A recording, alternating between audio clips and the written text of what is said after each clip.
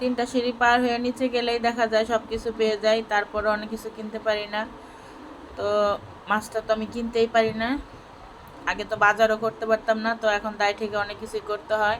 যাই হোক, আসসালামু আলাইকুম, সবাই কেমন আছেন? আশা করি সবাই ভালো আছেন। এই তো রাব্বু বাসায় আসছিল। অবশ্য সে কিন্তু আমার বাজার করতে আসে নাই, সে আসছিল তার ব্যক্তিগত সরকারি কাজে। যাই হোক, তারপর সে আমাকে একটু হেল্প করে দিয়ে গেল। ফ্রিজে আসলে মাছ মাংস বলতে কিছুই ছিল না। তো ডিউটি শেষ করে আসার সময় মাছ নিয়ে আসছে, আমাকে অবশ্য বলেও নাই। সবগুলো মাছই কেটে নিয়ে আসছিল, শুধু কই মাছটা যে আনছে ওটা কাটে নাই। তো রাত্রেবেলা অনেকগুলো মাছ নিয়ে আসছে হঠাৎ করে। এখন এগুলো সব গুছিয়ে নেব। এখানে আছে বাচ্চাদের জন্য পাঙ্গাস মাছ। পাঙ্গাস মাছের কথা শুনলে অনেকে আবার নাক খেটকাবেন, কিন্তু আসলে পাঙ্গাস মাছ কিন্তু সবাই কম বেশি খায়, আর খাইতেও খুব মজা। আর এটা হচ্ছে একটা কার্ফু মাছের ডিম। মাছটা অনেক বড় ছিল আর অনেক মজা ছিল। আজকে রান্না করছিলাম, ওর আব্বু সকালে চলে গেছে, তখন রান্না করে খাওয়াই দিয়েছে। আর এটা হচ্ছে প্রায় 3-4 দিন আগের ভিডিও, যেদিন ওর আব্বু বাসায় ছিল, তার বাজার নিয়ে আসছিল। তো ওই দিনে মাছের ডিমটা রাত্রে রান্না করছিলাম। আর কই মাছগুলো কিন্তু একবারে দেখতে পারতেছেন তাজা ছিল। আমি আসলে কখনোই কোনো সময় বাজার করি নাই, বাজারের সম্বন্ধে আমার তেমন একটা আইডিয়াও নাই। তো এখানে প্রায় বড় বড় 3টা পাঙ্গাস মাছ ওর আব্বু একদম চামড়া ফেলে দিয়ে কেটে গুছায় নিয়ে আসছে। তো এগুলো সব গুছিয়ে ফ্রিজে রাখলাম। যেহেতু আমি মাছ টাছ কিনতে পারি না, তাই ওর আব্বু বাসা আসলে যেমনি হোক কিনায় রাখি, যাতে একটু একটু করে বাচ্চাদের নিয়ে খাইতে পারি। আমার আর বাজারে যাওয়া লাগে না। আর বাজারে যাইতে গেলে আসলে খুব প্যারা হয়ে যায়। আর এখন আমাদের দিকে রাস্তাটা ঠিক করছে, 2টা মেয়েরে নিয়ে বাজারে যাওয়া মুশকিল। দুইজনের দুই পাশে দাঁড়িয়ে নিলে ওই পাশে দিয়ে অটো, ওই পাশে দিয়ে রিক্সা, খুব ভয় লাগে।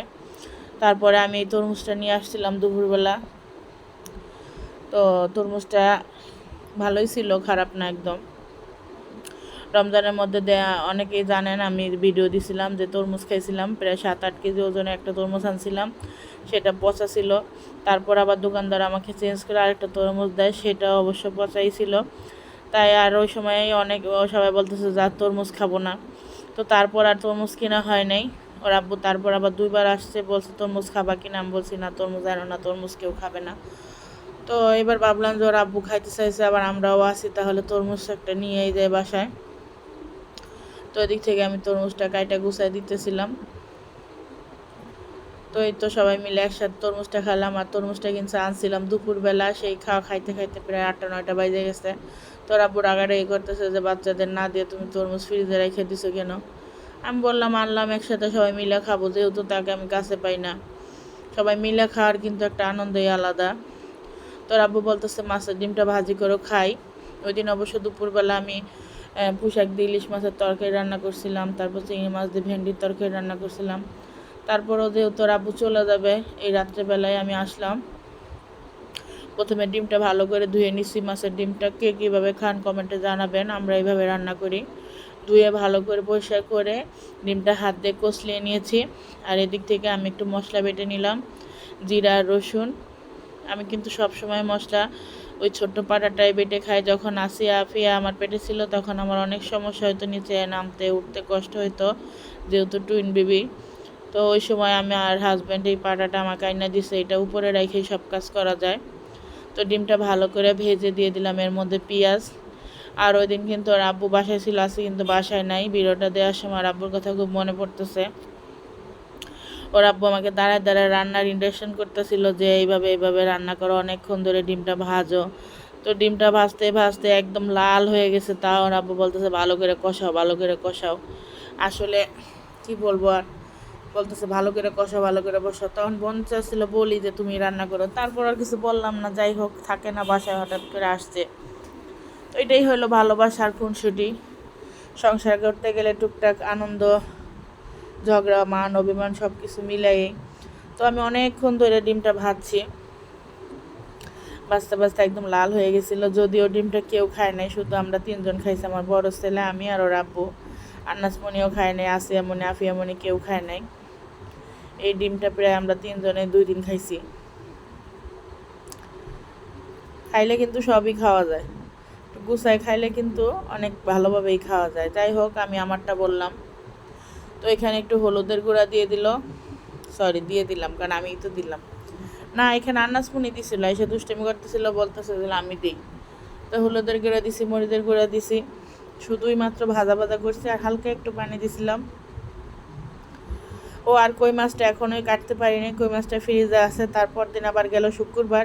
শুক্রবার ওর আব্বু নিয়ে আসছিল গরুর বুড়ি, নিয়ে আসছিল গরুর মাংস, নিয়ে আসছিল খাসির কলিজা। এই সব কিছু পরিষ্কার করতে করতে আমার অনেকটা সময় লেগে গেছে। তাই কই মাছটা আর কাটা হয়নি, এখনও ফ্রিজে রয়েছে। আবার গতকাল রাত্রে নিয়ে আসছিল শাক, সেগুলো আজকে বাইসে টেসে গুছায় রাখছি।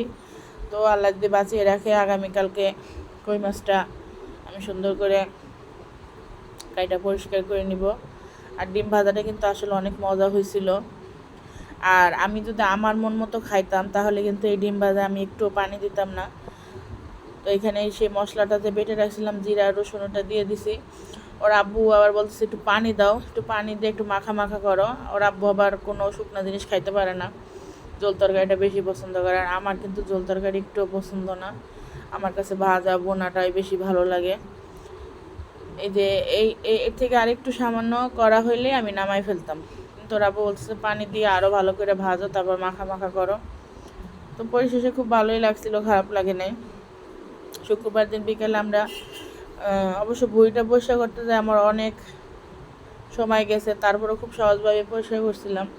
শুক্রবারে বিকেলবেলা আবার একটু ঘুরতে গেছিলাম। ভিডিও বড় হয়ে যাবে জন্য সেই ক্লিপগুলো আর এটার সাথে অ্যাড করি নাই, ওর জন্য আলাদা একটা ভিডিও দিছিলাম আমি। আসিয়া ফেঁকে নিয়ে আসিয়া ফেঁকে নিয়ে ঘুরতে গেলে একটু বেশি প্রবলেম হয়ে যায়। ওরাতে এখন তো ছোটো, এদিকে একটা দৌড় দেয় ওদিকে একটা দৌড় দেয়, একেবারে দুজন পেরেশান নিয়ে যায়। তো মাঝে মধ্যে ঘুরতে যাওয়া লাগে, কি আর করা, বড় ছেলে আবার এসএসসি পরীক্ষা দিতেছে, সেই জন্য বাসা থেকেও বেরোনো হয় না। তো সবাই আমার ছেলের জন্য দোয়া করবেন। আর হঠাৎ করে ঠান্ডা বরফ টরফ খায় এমন ঠান্ডা হয়েছে, কাশি হয়েছে, শুধু কাশতেছে, ওষুধ আনছি, তারপরে এখনও কমতেছে না। সবাই একটু দোয়া করবেন। আর আজকের ভিডিও তো অনেক কথা বলে ফেলছি। তো ভিডিও ভালো লাগলে লাইক কমেন্ট দেওয়ার পাশে থাকবেন আর আমাকে একটু সাপোর্ট করবেন। তো এই তো সবাই ভালো থাকেন আজকে থেকে, আর ভিডিও বাড়াবো না। আসসালামু আলাইকুম।